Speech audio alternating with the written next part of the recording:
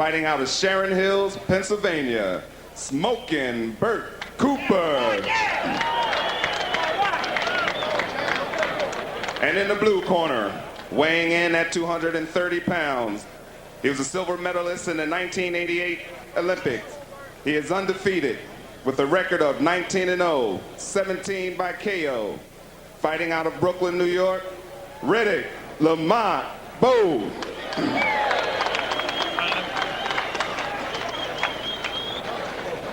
Okay, I spoke to both fighters in the dressing room.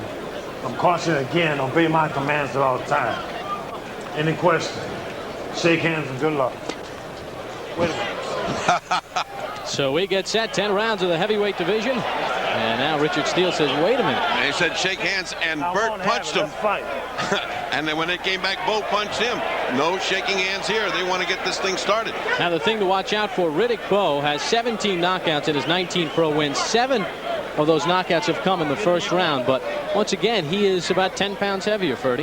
He certainly doesn't look it. He still looks tall. I mean, he's a very tall man. He can certainly carry that 230. Now, what we got here is a very heavy punching Bert Cooper, who, if you stand in front of him, will give you a terrific bout. If you box him, he doesn't know what to quite do with you. You see the disparity in size.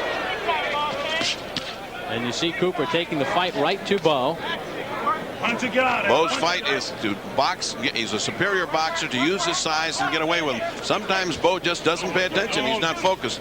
As I said, Eddie Futch has kept him right on track, but Eddie Futch had a hip operation which fortunately turned out very well. He is at ringside but not in the corner. He is not able to go up and down ring stairs yet, and of course that's what resulted in Riddick Bowe adding 10 pounds. With his trainer in the hospital, he just did what he wanted to. You see Cooper trying the swarming attack, trying to get inside the reach of Riddick Bowe here in round 1. Cooper is a warrior. If you stand in front of him, he will fight you all night long. You have to box, you have to give him angles. And right now, Riddick Bowe is doing nothing but catching.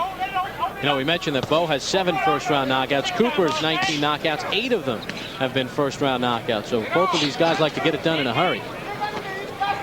Well, Riddick better get on track somewhere along the line here, because he hasn't done anything as yet.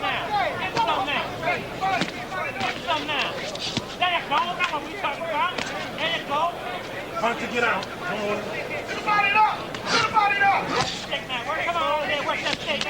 Now Bowe trying to back away a little bit. Once again, Cooper just stays right in his face. Well, that's because Riddick is not using his superior height nor motion. He's not using his legs. I mean, here he is, this huge guy. All he has to do is move away from him and box him and jab him. He stands right inside, just within range of the little short arms of Cooper. Now, Cooper can punch. It's dangerous to be that close. Cooper with a lot of personal problems in the past. Says that has all been cleared up over the past 11 months. And you see him just trying to get inside. And Riddick Bowe, one of the keys for him is his jab, and we don't see it here. He has no space to jab. He's got to have distance, and there is no distance. There's no daylight between these two guys. Come on, work and get out. So far, Cooper has done exactly what he wanted to do, and I would imagine that Bowe is in for tongue lashing when he gets back to his corner, because he has not fought the way he's supposed to. Pull your arm back. And although Cooper will get hit with some shots in there, when he's that close, there's no leverage from Bowe. Bowe's, as you can see, a very tall and long arm guy. He needs some distance to punch, and he's not getting any. Cooper's just not letting him have any, nor is he trying to get any, and that's what he's going to hear about when he gets to the corner. Step back, get some room. Now jab. Now right there, jab. Let that jab come in there hard. Come on, work and get out. Cooper has taken the fight to Bowe as we hit the end of round number 1, and he scores with an uppercut inside. So Smoking Bert Cooper heads back to his corner, as does Riddick Bowe. And the guys that put down 10-1 on Cooper are already counting the money. They're looking at. They said, well, that first round is in, and keep him off at the end of your jab. Now you see. Now let's see how long he tries to keep that distance. There he is. That's the jab, and that's the distance he needs. This is what Eddie Futch wants. Move away when he moves in. Make him pay for it when he comes in. And right now, early on, we're seeing that Cooper's coming up short because he can't get inside. He had his way in round 1. He just walked right in.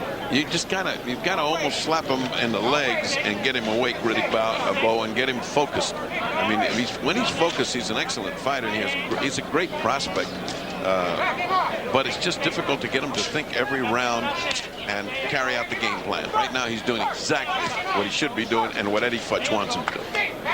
This is Bowe's 7th fight of 1990, 6-0 with 5 knockouts. Cooper is 1-1 with 1 knockout here in 1990. Cooper last lost to Wayne Mercer back in August. Lost a 12-round decision. And outside of the Tyson fight with Douglas, that might have been the finest heavyweight fight in the last year or two. They just went at it. But that's because Mercer's not a boxer, he's a puncher, and they like to stand in front of each other and let fly. Here you have a possibility of a great boxer to be showing his technique right there. That's the kind of thing that Bowe has to do. Good uppercut by Bowe. Well, the action heating up now as Bowe is landing some blows with heavy intention. That uppercut is exactly what Futch said. Once you get used to the jab, go with the uppercut. Punching it out.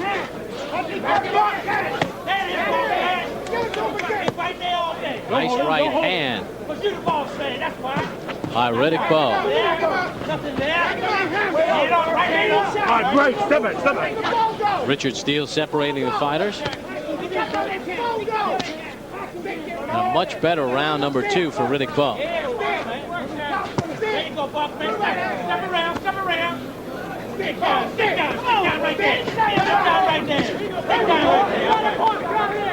When Cooper gets inside, he can do a little damage.